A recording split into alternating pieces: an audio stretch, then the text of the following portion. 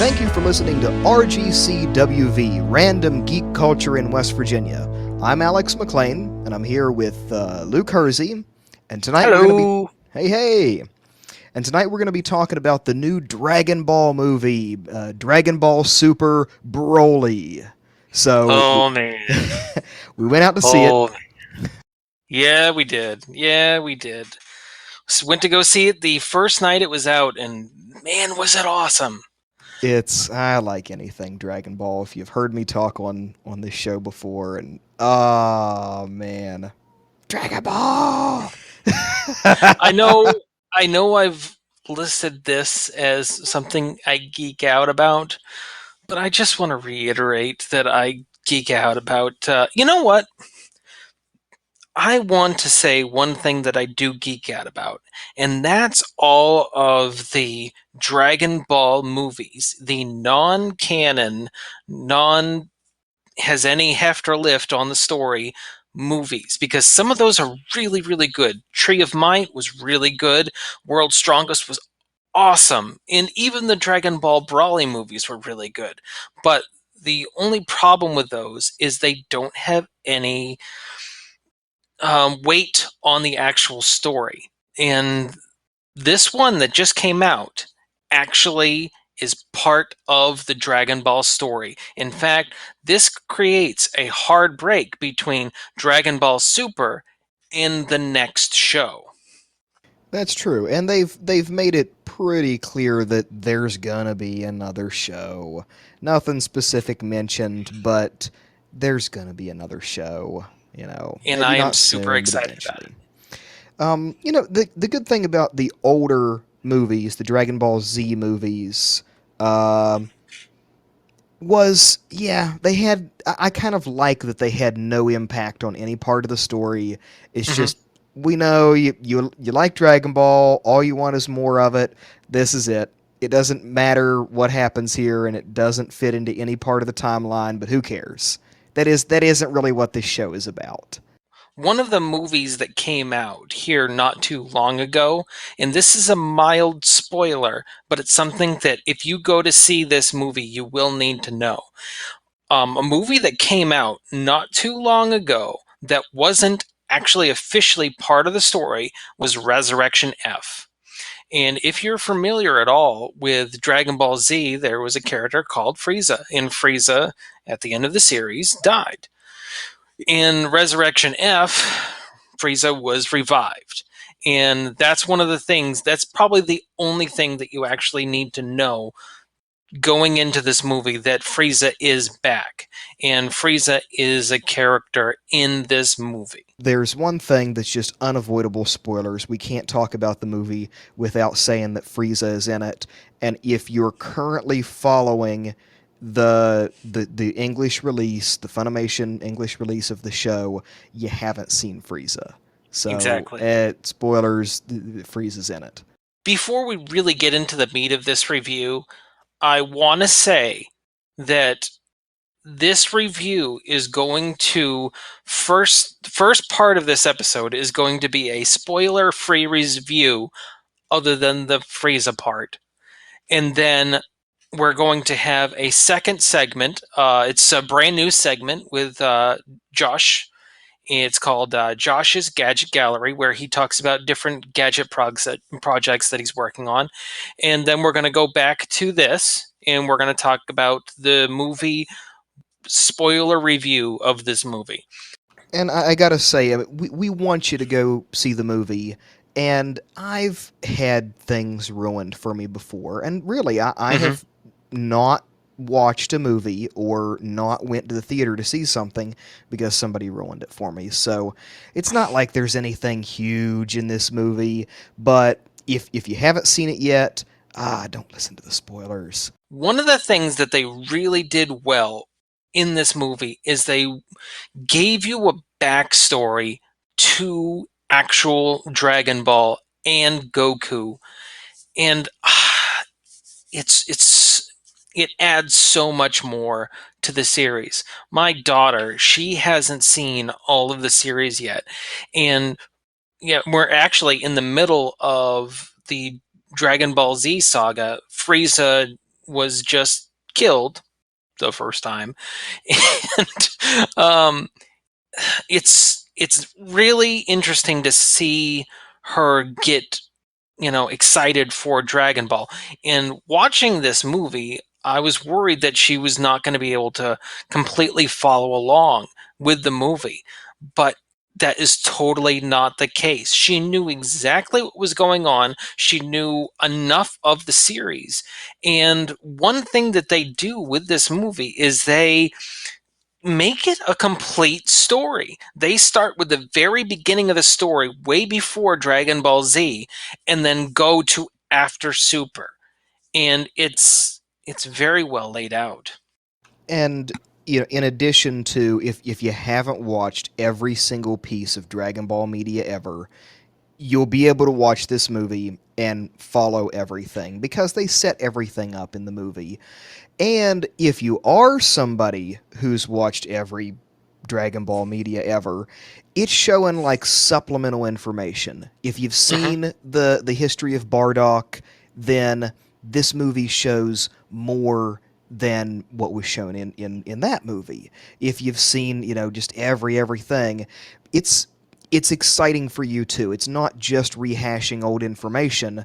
It's given a new perspective on events that you already know how plays out. And another thing that I really like about this movie is it's called Dragon Ball Super Broly. And the naming conventions of some of the other movies, the title was kind of loose on the actual story of the movie. But this one is very much not even the story of Goku and Vegeta that have been the lead characters throughout the whole show. This movie is about Broly. This movie is his story from start to finish, and it explains his new canon character within the Dragon Ball series. And it's a great watch from start to finish. Before this movie came out, I remember reading a lot of stuff on like Reddit and Facebook and just the internet in general that was, oh my god, they're rewriting the history of Dragon Ball. They're rewriting the backstory. This is going to be terrible. They're making I don't care. Like I really don't care. And I'm the person who usually does care about these things. Well, along that same vein, though, the rewrites that they are making, I have no problem with. They're make sense rewrites. They in essence almost make this series more approachable for someone who hasn't been watching Dragon Ball from the very beginning. It's I really feel like Funimation is trying to make this a more mainstream Eastern show. Yeah, I mean, it already is just about the biggest name in anime, you know. It's the biggest name. Yeah, it Yeah, is. It is. that's very recognizable.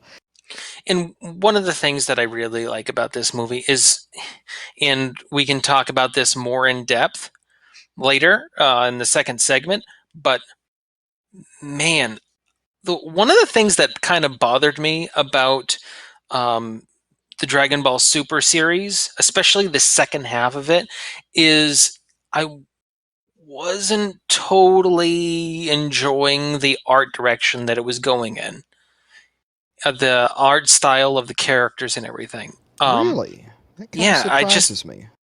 what they did for Dragon Ball Super Brawly, I really really liked, and it in the second half of Dragon Ball Super, it got more almost a CG feel to it, where like in Dragon Ball Z, you knew it was hand drawn, and I liked the hand drawn animation. It just looked very nice. And Dragon Ball Super Brawly got back to that. And they've already said that this is going to be the new art style going forward. They're going to go back to hand drawn animation. Something I realized when showing Dragon Ball Super to a friend of mine who's never really watched Dragon Ball before. He told me that a lot of the animation looks very old fashioned. And that's Hmm. something that, as a longtime Dragon Ball fan, I never really noticed. But he pointed out in, final scenes of the Goku Black Saga and the Tournament of Power Saga, that he said, look at how in the fight scenes they like have these puncha scenes where it's just repeating like the same 3 frames of animation over and over again. Hmm. We've come to expect that from the older show, from Dragon Ball to Dragon Ball Z. That's how Dragon Ball shows fight scenes, you know? Yeah. And I just never realized how closely they imitate that in the newer show that is clearly, it's all CG animated.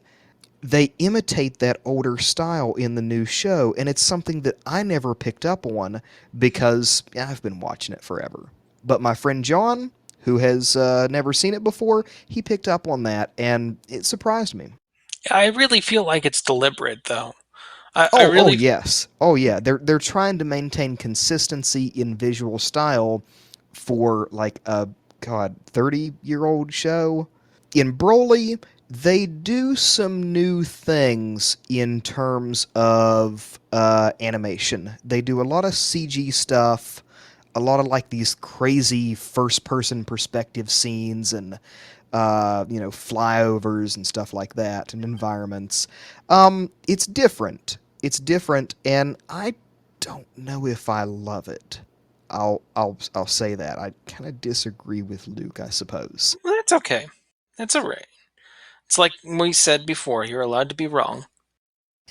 Yeah, you use my own lines back on me. I will say one thing. If you've seen any of the Dragon Ball movies before, this is the best it's ever been. And getting back to the hand drawn animation and the meshing of the CG, it reminds me of 2 movies specifically. One that I had already mentioned to you, Alex, and another one that I couldn't really place until just the other day.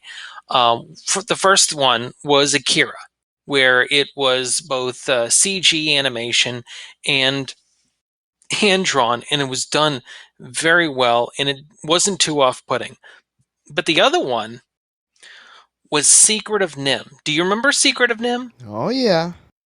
It was almost an elegance to how they presented Dragon Ball Super Brawly and Secret of Nim. Now, I'm not saying that this movie is as good as Secret of Nim because that holds a special place in my heart. I actually only saw that just a few years ago. I never saw Oh, that it's as a so kid. good. And It's so but good. but yeah, it no, nothing is good. Nothing is as good as Secret of Nim. But No, that is a good movie. Did you know that that is the movie that the animators from Disney wanted to make right before they left Disney? really, That's it, that's where the Don Bluth films came from. oh, They wanted to do that, and then they ended up doing like American Tail and a few other movies. yeah, But the reason why they walked out, why they left, was because they found a cheaper way for Disney to make animation because the animation department was losing money. So that's actually where they got 101 Dalmatians. The 101 Dalmatians movie, they cheapened the art style because the movie that they made right before that, a lot of people think that 101 Dalmatians is really really old, but you know what's the movie right before that? Sleeping Beauty. oh. And how phenomenal does that movie look now? Compared to 101 Dalmatians, that's something. If you look back at clips of that, it is a little chunky. You know. Yeah, exactly. And then they make in same time period Secret of Nim, and that's why Don Bluth films got their steam was from this the continuation of that animation style that Disney got away from for years. Well, I never knew that. Kind of a tangent, but that is geek trivia. That is news. Yeah, we get off topic, but that's an interesting off topic. Well, let's go ahead and finish out this piece. So, one thing that I will say, and we brushed on it a little bit before, was this story is complete. There is a gap.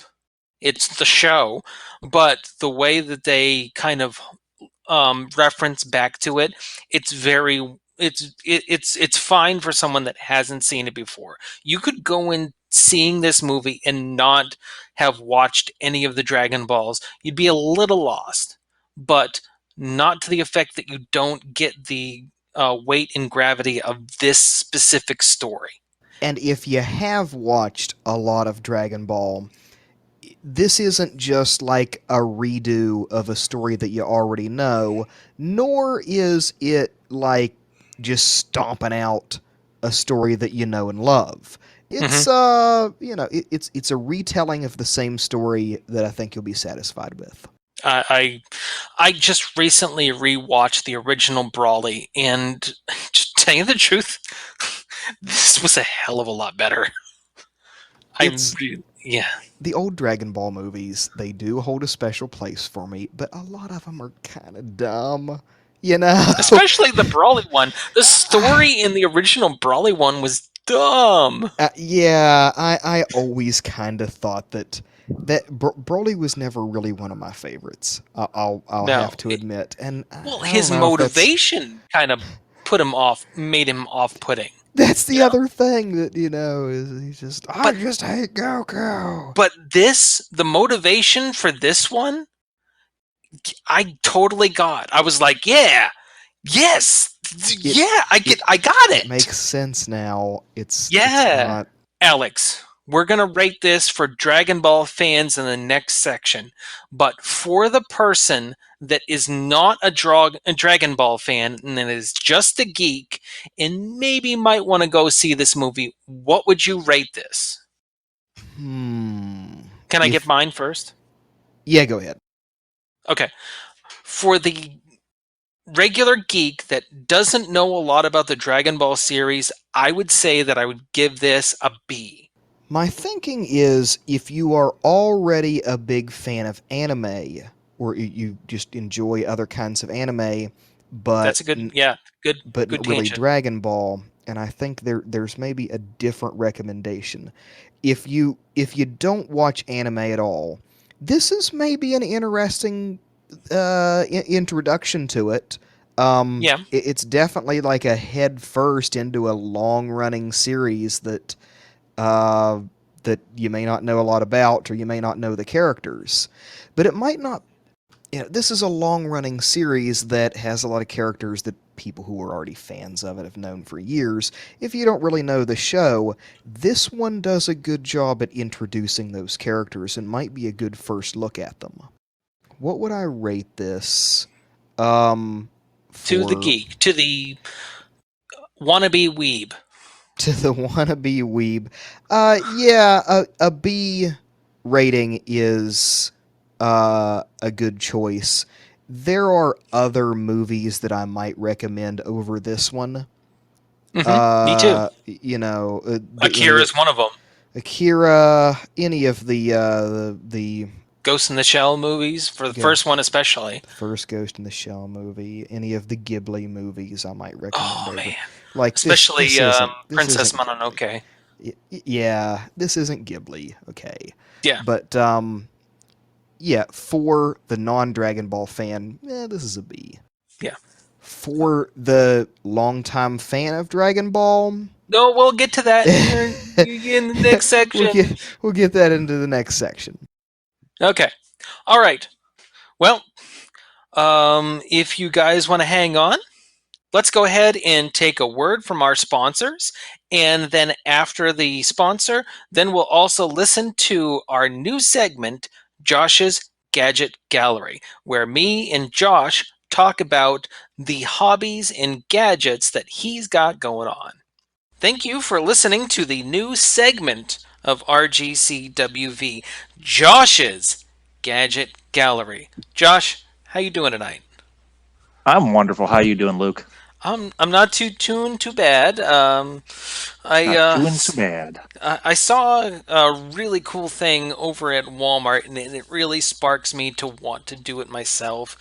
I saw one of those cool arcade cabinets that they're selling. They're mass Yes. producing now, and I've been wanting to do something like that for years, but Yes. the button layout thing was always a hindrance to me. And apparently, there have been a bunch of people that have hacked those things and put like Raspberry Pis in them, but use the button interface that they already have out. hmm So, Yeah, actually, I actually kind of looked into one of those before they came or before they were officially for sale. You know, you could pre-order them for a while on Walmart.com for like $100 cheaper than they're selling them, yeah, they're but it like was a 300 limited now. run. Yeah, and they are. I think they're either half or three-quarter size, so they're not a full-size arcade cabinet. But the control buttons in them are actually decent. They're about the same grade as what you'd get if you went to like eBay and got an arcade control kit. But you're right as far as the Raspberry Pi. That's essentially what it's running in there. When Yeah, they actually someone bought one and did a teardown video, the internals is pretty much just an LCD screen with a ribbon cable to a little breakout board, and all they did was combine the basic CPU and not even like a real base, probably integrated graphics, not even a GPU, but to the little interface for the controllers, and then just wired it in. You absolutely could do it with Raspberry Pi and an old monitor. The good thing is, though, is for that price, you're getting something that works already that you could modify later. yeah, that's Whereas, my if you're going to thought. go out and build a cabinet now or to buy a cabinet, you could buy a full size arcade cabinet, an old one, maybe for 100, $200, but it's going to be old and busted and nothing is going to work. It's just going to be essentially an MDF cabinet. Yeah, and So this is to a good get that, starting point. it really is, and they do sell like little booster. It looks like a booster seat for it to I make it saw a that. little taller. That's kind of ridiculous, but I mean, I get what they're going for. Yeah, And just to have that, if you got a small office or apartment, or just to get a little bit going, it's a cool idea, especially if you're not wanting to go like a full retro Pi kit or something like that and emulate all that stuff. If you just want a pure arcade experience, it is a really good way to go. I'd love to get one and put like a backlit marquee and some better speakers in it, and see how far you could take it. yeah. But I just don't have the room for it. But they are really good kits for what they're charging. It's a great way to get into it with no effort besides picking it up at Walmart. Well, I mean, it's a good starting point, like you were just saying. Especially if that's something that you want to get more into, Mm. that it it gets it gets the ball rolling. Right, exactly. And you can mod it later, or you can just take it as is. I mean, I think they each come with like 5 or 6 games on them, Hmm. and maybe more. It's been a while since I've looked, but there's good games. You get a nice selection. You get the art already on the cabinet, which is really Yeah, that cool. that is cool. I mean, they did a good job. It's a niche product, but it's really cleverly made, and the price really it's not off-putting at all compared to what X Arcade was charging 5 6 years ago for their Yeah. builds, and that was a kit that you had to put together and didn't have any software on it. This is pretty much ready to go out the box. Now, the one that I want to get, if I actually get one, isn't the one at Walmart because it's a one player. It only has one control stick. The one that they have at GameStop that has Street Fighter in it and has actually two control sticks, Oh, and I haven't seen that. yeah, that one's really cool. Me and Bella played it for like a half hour. It was the GameStop up in Morgantown on not Star City, Granville, Right. the University Town area. And Right, yeah, oh up man, where Best Buy and all that fun stuff is. yeah, they didn't have it on a Not that stool Best type of Buy's thing. fun stuff, but they've kind of gone downhill in the last decade. Yeah, yeah, yeah. I They're mean, not a sponsor, are they? hmm. Say that again. They're not a sponsor, are they? I'm sorry. Sorry, Best Buy. No, no. The only two sponsors we have right now is Anchor and Flipboard. Cool, cool. It's an official sponsor. I actually have like almost $2. You know, I will not say anything negative about either one of those corporations. I mean, you know what? Anchor has been really good for us, especially They're since really good for boats in general. yes, That's true. Though usually you can use a microwave from the 1980s instead of an actual anchor. Yeah, I just use my degree from college. Usually that keeps me grounded pretty well because it's useless and heavy, and the weight of it is on my shoulders constantly. Deep dive. Deep dive on that one. So, Yeah, sorry. welcome back to RGCWV for our spoiler review of Dragon Ball Super Broly. Again, I am Luke Hersey, and this is my co host for tonight, Alex McLean. Hey, folks. So, anyway, getting back to the movie, let's go ahead and talk about whatever the heck we want without worrying. If you don't want to be spoiled on this, I will not be offended if you turn it off. Let's talk about. Uh, okay, there's one thing that really bothered me. Okay, we talked about rewrites earlier, and there was one thing and it was the Bardock, the scream out to Frieza right before Frieza threw the planet killing orb. Did you catch that? What was the difference in the rewrite? Well, I mean, him and all of the Saiyans, basically Bardock in the original show, it made him out to be like a Saiyan general. And he's like facing down Frieza and he's like, you know what, we're done taking your crap. And then he throws a an energy blast at him and just gets sucked into Frieza's planet killing orb thing, planet death seed. Let's call it death Yeah. seed. And That they kind of did that, but then they kind of didn't. I don't know. it's That so that is and I'm one just part. nitpicking. I'm that just nitpicking. Yeah.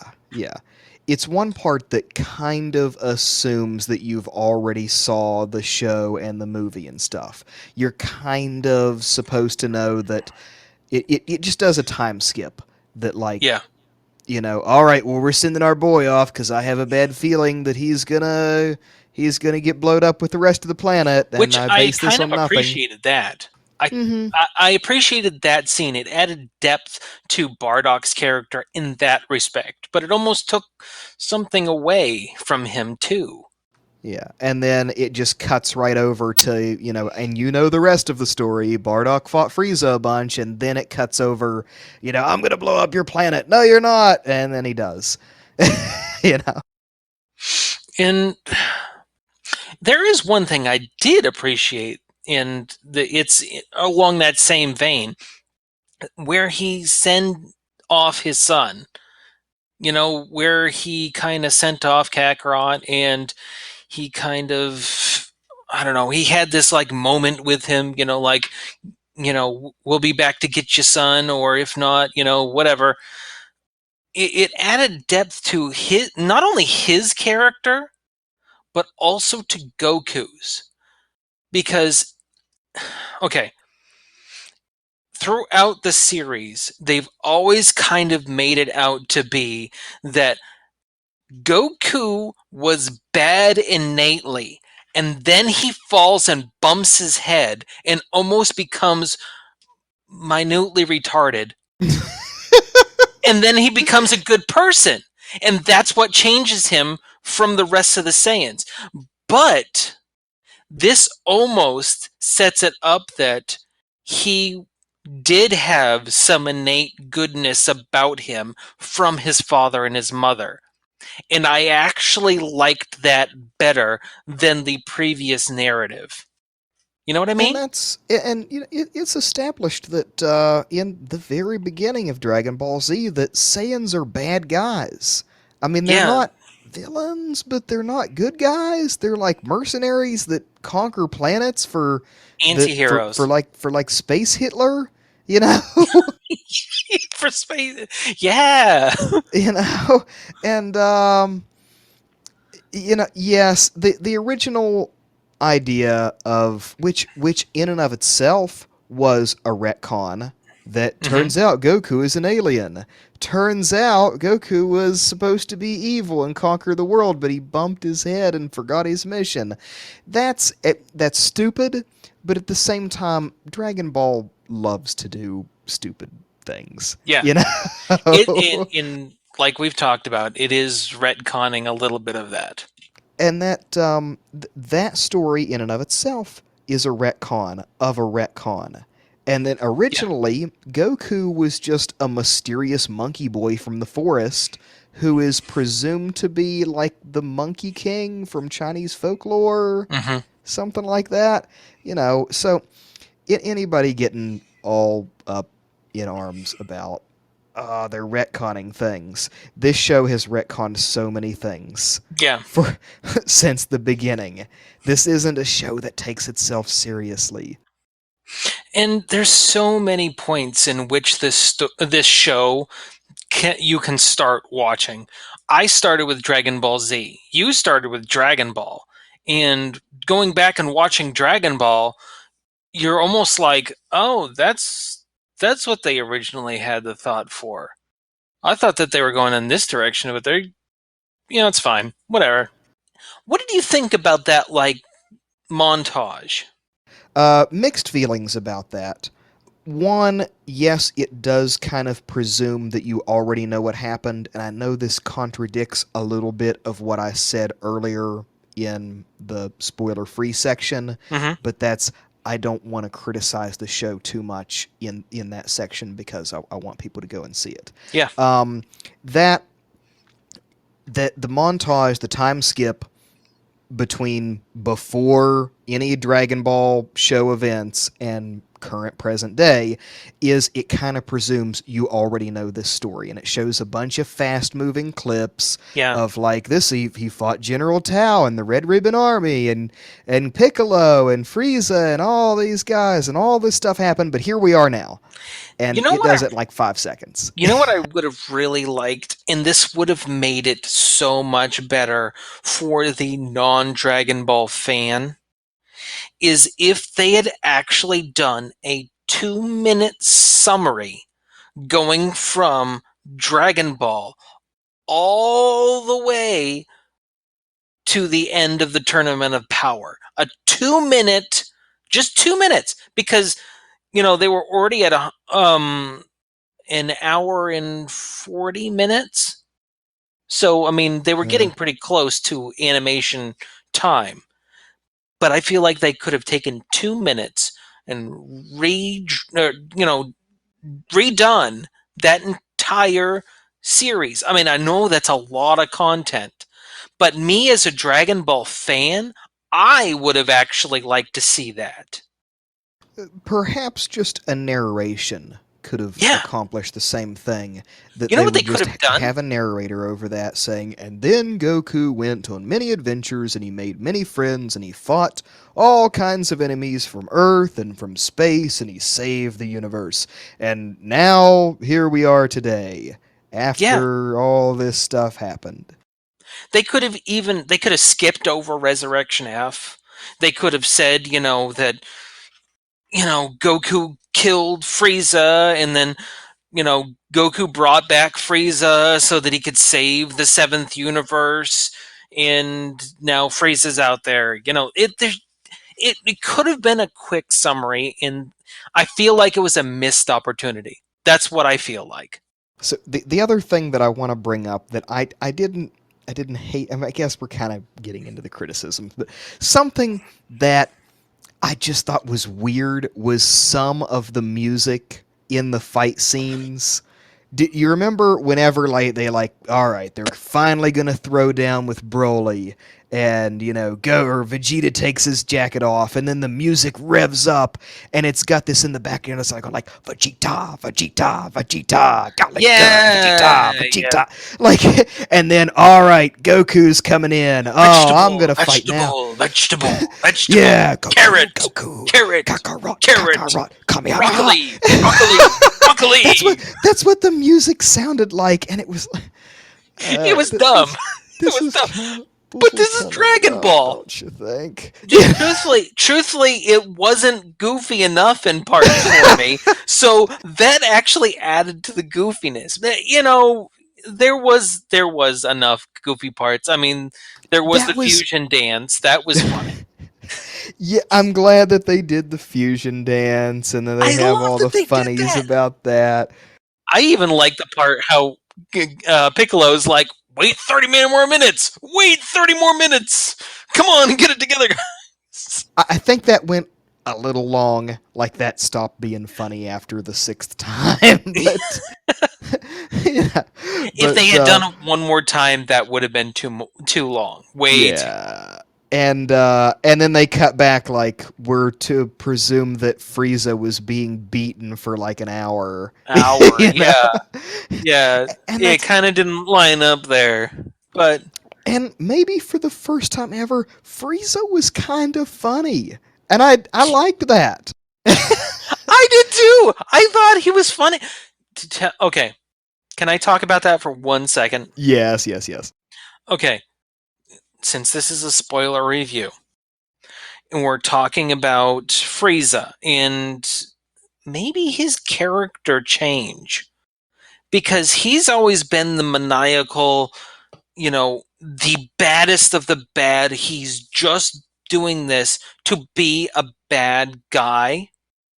Well, he's like the ruler of space. Of Exactly. like presumably all of space as far as we know. And Goku has a way of changing the personality of the enemies that he faces. And he's done it time and time and time again. Now, I'm not saying that Frieza is not a bad guy anymore, but just the wish in which he was planning on making shows a character change. That he's perhaps not bent on immortality and ruling over the entire galaxy forever and ever, but ruling over like yeah. Immortality is not something that he's totally focused on anymore. And he even says that his time in hell changed him. That he realized that living forever would have some kind of eventuality like that. Yeah, That got its that own would kind of torment. become hell. And all right, now that's probably not a good idea. Yeah, He has changed. yeah, and I'm not gonna say I love the change, but I do at least want to recognize it. Yeah. And yeah, you're right that Dragon Ball from the very beginning has always been a show of meeting villains, and some of the villains become good guys.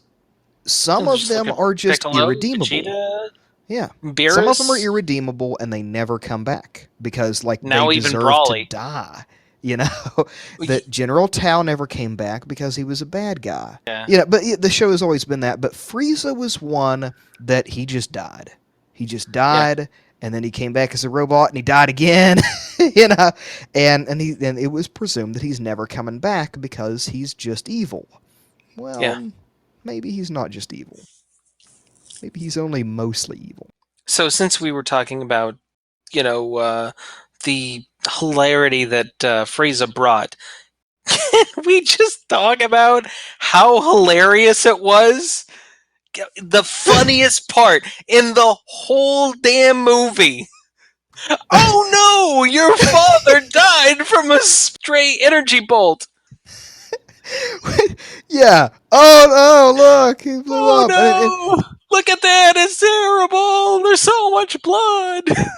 Yeah. It. Oh my god. And even I the was preceding scene that like, no, wait a minute, what did I do to really piss Goku off? And then it shows, oh yeah, I blew up his best friend. Oh man, That was the funniest part of the movie. It was. that was the funniest. No, the one part that I really did like, though, it's close second, may even pass it, though, was the part when Goku and Vegeta decide that they need to regroup, so they fly up over that cliff.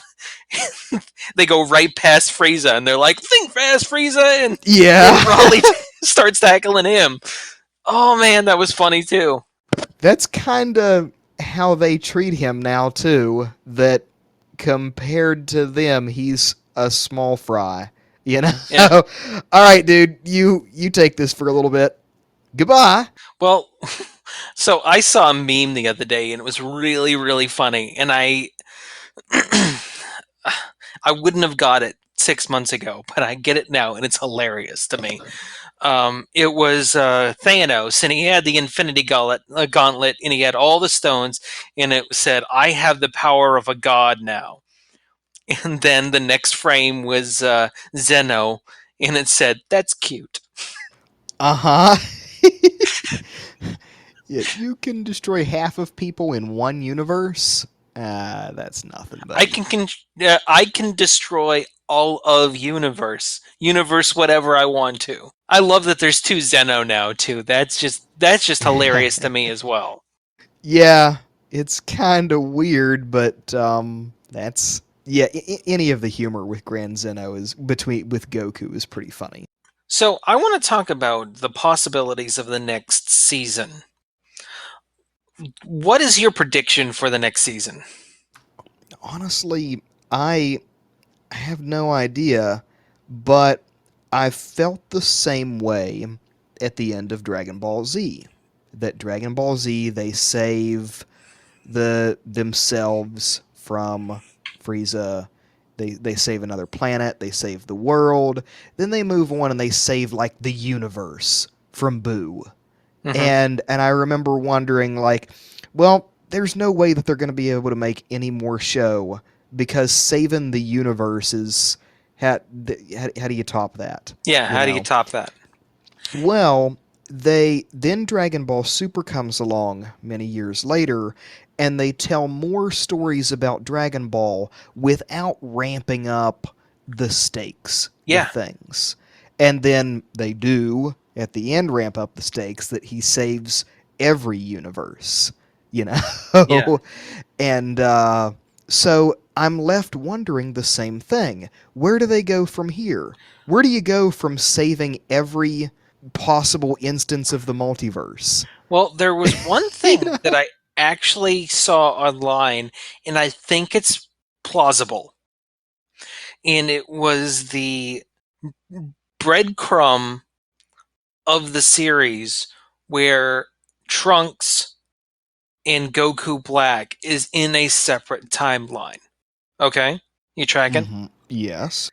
There was one article online that I really kind of saw was plausible, and that was Zeno bringing his timeline, Trunks' timeline, into the current 12 universes, bringing those into this current set of universes, making it 24. Wait a minute. Wait a minute. So this another thought. I haven't thought about this before, but yeah, Hmm. Goku is in an alternate timeline where he pulls Grand Zeno out of that timeline so that he can in Goku's timeline there are now two Grand Zenos.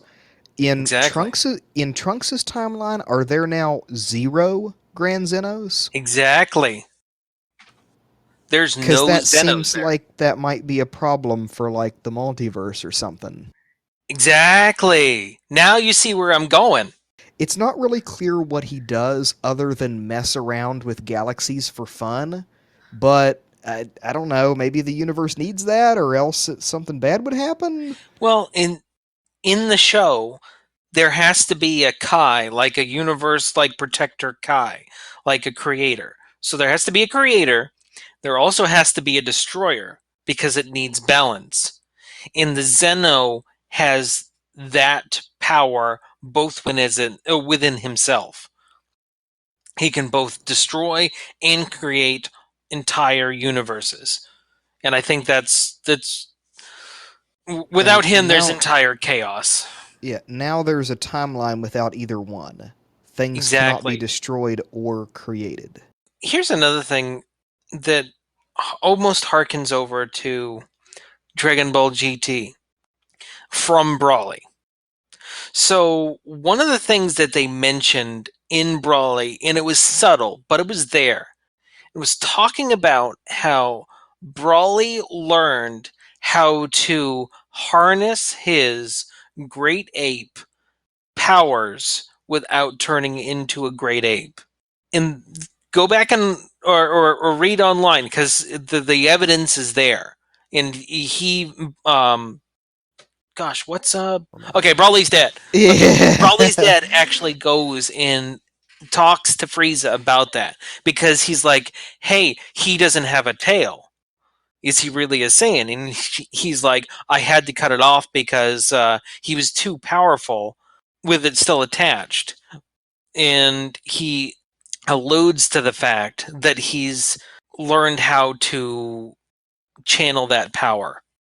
So that's essentially what it is. He's Hmm. channeling the power of the great ape that's within him without turning into a great ape. And that is one of the things that people are saying is in store for the next series. That they're going to integrate GT because that's essentially what they were doing. Or perhaps a retelling of Super Saiyan 4, you Well, know. you know what? That's what that is. That I hadn't thought of this, but yes, that's a different telling of GT, that Goku learned to channel his great ape power despite not having a tail anymore, and it turned him into a greater degree of Super Saiyan, Super Saiyan 4. And you know what? If they are able to do something of that nature in the next series, I have hope for a Corey Toriyama because he took a story that was really kind of dumb and turned it into actually something entertaining and good.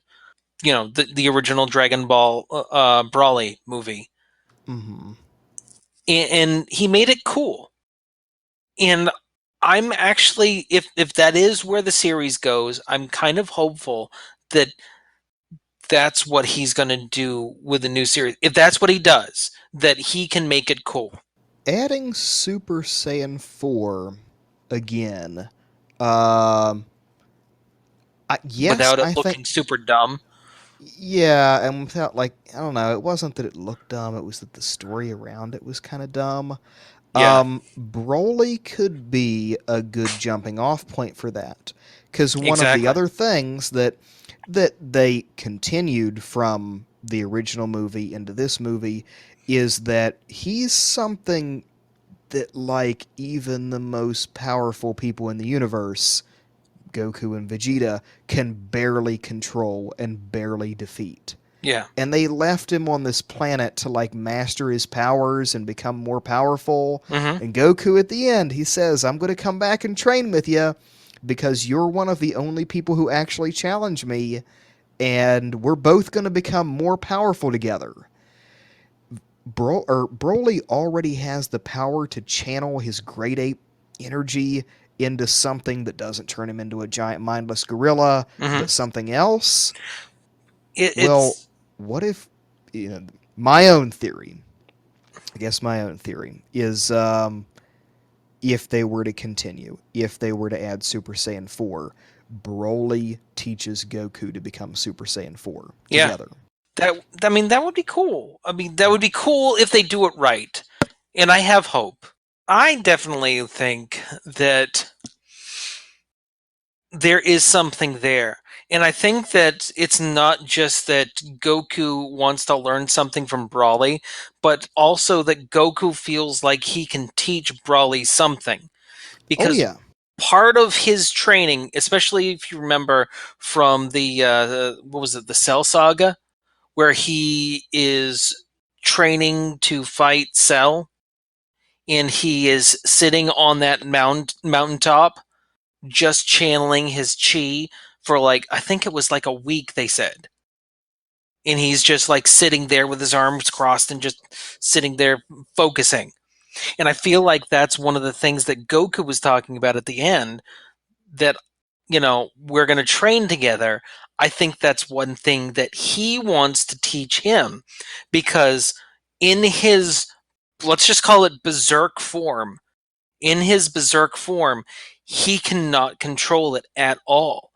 And so that's one of the things that I feel like Goku was going to try to teach him, is how to actually channel his energy. So anyway, to give this a rating, yeah, this for a Dragon Ball fan, this is an S rank movie.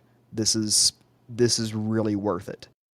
And I am giving Dragon Ball Super Broly the rating of A+, because I am not a weeb. Oh, I am a weeb though. Oh, that's why we love you, Alex. Don't Bicycle change. thumbs. Don't change. Yeah, bicycle Yeah. thumbs. Man. So, anyway, I think that's going to finish out RGCWV for tonight. Thank you for listening.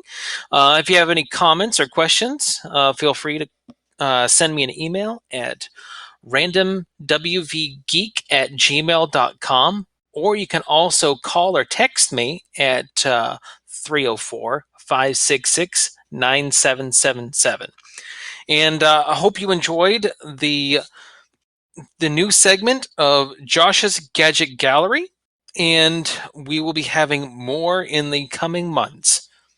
Thanks, guys, and welcome to the end. Kamehameha!